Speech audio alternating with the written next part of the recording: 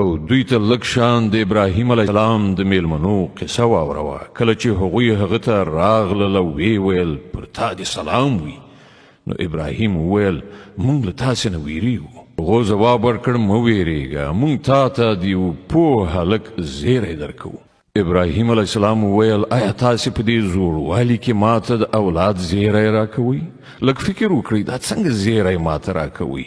هغو ځواب ورکړ موږ تا ته په حقه زیری درکوو، تاسې ناامیده کیږئ مه.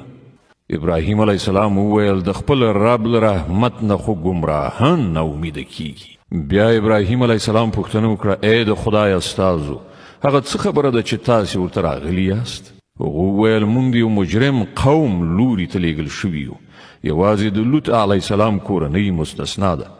هغوی ټول به موږ وژغورو پرته د هغه له میرمنې چې د هغې په باب الله فرمایي چې موږ مقدره کړې ده چې هغه به له بیرته پاتې کیدونکو څخه وي.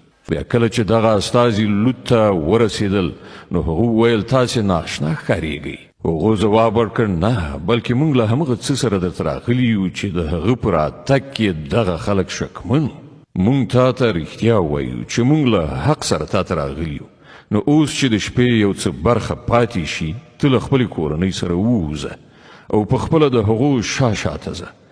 له تاسې نه دې هیڅوک شاته نه ګوري، سم سیخه هغې خواته لاړ شي چې تاسې ته حکم کیږي. او هغه ته موږ خپله دغه فیصله ورسوله چې د سهار راختلو سره به د دغو خلکو بنیاد غوڅ کړی شي. په دې ترڅ کې د ښار خلک د خوښۍ په څپو کې ډوب د لوط علیه السلام په کور وروختل.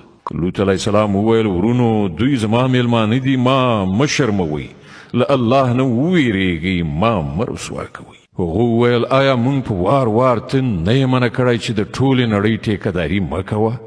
لوط په بېوسۍ سره وویل که تاسې څه مشروع کار کول غواړئ نو دغه زما لوڼې شته. ستا په روح قسم ای پیغمبره په هغه وخت کې پر هغو یوه نیشه غوندې راغلې وه چې په هغې کې هغوی له سده وتلي وو. په پای کې د لمر څرک سره سم هغوی یوې قوي چاودنې ونیول او موږ هغه سیمه پر بل مخ نسکوره کړه او پر هغو باندې مو د پخې شوې خټې د تیږو باران ووراو. په دې پیښه کې د پوه زیرکو خلکو لپاره سترې نښانې دي.